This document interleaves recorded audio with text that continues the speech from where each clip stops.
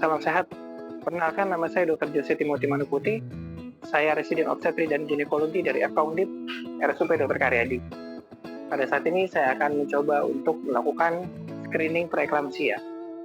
Apakah screening preeklamsia pada kehamilan itu penting? Sangat penting.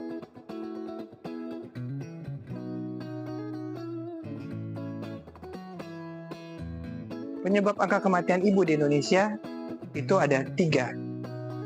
Pertama adalah pendarahan, yang kedua adalah hipertensi dalam kehamilan, dan yang ketiga adalah infeksi. Bagaimana cara kita mencegahnya? Itu merupakan tugas penting kita bersama sebagai tenaga kesehatan. Oleh karena itu, setiap dokter dan segala tenaga kesehatan dari perawat dan bidan perlu untuk screening preeklamsia. Screening preeklamsia itu sebenarnya sudah bisa kita deteksi dari awal pertama kehamilan dengan menggunakan buku KIA tahun 2024. Ada beberapa poin yang harus kita tanyakan dari pertama kali kunjungan pasien ke puskesmas. Oleh karena itu, para dokter dan juga para nakes dan juga para bidan harus mengetahuinya dengan baik. Karena sampai saat ini masih banyak kejadian angka eklamsi yang menyebabkan kematian pada ibu.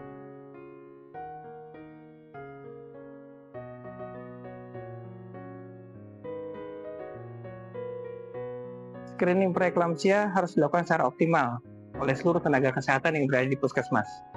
Oleh karena itu, kita akan mengadakan sedikit simulasi bagaimana cara kita melakukan screening preeklamsia pada pertemuan pertama ibu hamil di puskesmas.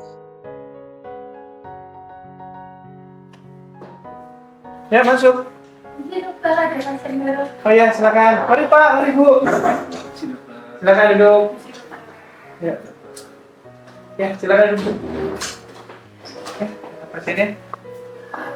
Tensinya bagus ya, Dek? Bagus. Tensinya 110/70, berat badannya 45 kilo dan juga tinggi badan 160 cm ya. Bu, saya Dr. Jose di sini. Saya ingin screening preeklamsia. Jadi screening preeklamsia ini merupakan untuk evaluasi apakah nanti kedepannya perlu penanganan lebih lanjut atau tidak. Karena salah satu penyebab dari angka kesakitan pada ibu adalah tekanan tinggi pada kehamilan. Saya akan melakukan screening preeklamsia ya, seperti tadi yang sudah saya jelaskan. Untuk sekarang usia kehamilannya berapa minggu, Bu? 11 minggu. Pak, Bu, apakah ini merupakan pernikahan pertama? Ini pernikahan kedua. Pernikahan kedua dari Ibu ya. Ini pernikahan kedua dengan hamil yang pertama? Hamil yang kedua, dokter. Sebelumnya udah anak kebunuhan. Apakah ini hamilnya alami atau menggunakan bantuan seperti inseminasi atau bayi tabung? Alhamdulillah alami, dokter. Usia Ibu saat ini berapa? 23 tahun. Untuk kehamilan yang sebelumnya, jaraknya berapa tahun? Jaraknya 1 tahun, dokter. Apakah Ibu ada kerabat, misalnya Ibu atau saudara perempuan yang menderita darah tinggi atau penyakit darah tinggi pada kehamilan? Gak ada sih, dok.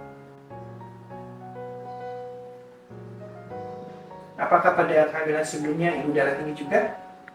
Enggak.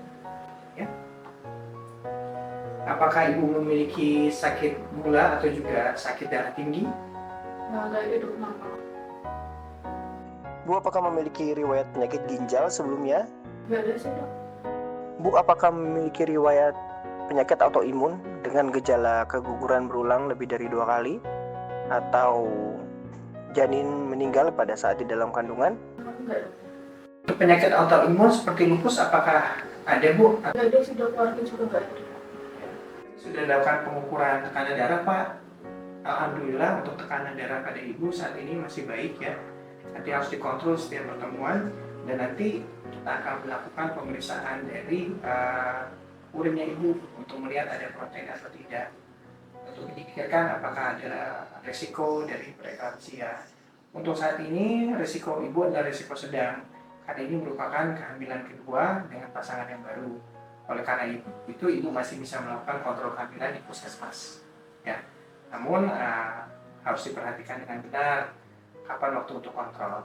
Ya. Nanti kita akan melakukan cek protein urin, apakah di kandungan urin Ibu ada protein, dan juga nanti kita bisa lihat USG. Ya. Apakah ada pertanyaan? Untuk kontrol itu berarti kapan lagi? Nanti untuk seperti ini, untuk pada trimester pertama minimal kita lakukan kontrol sebanyak 2 kali. Nanti mungkin 1 bulan lagi kita akan kontrol. Oke? Ya sudah. Nanti tunggu di depan ya. Iya. Nanti kita lakukan pemeriksaan urin rutin dan USG. Iya. Ya, mari. Makasih, dokter.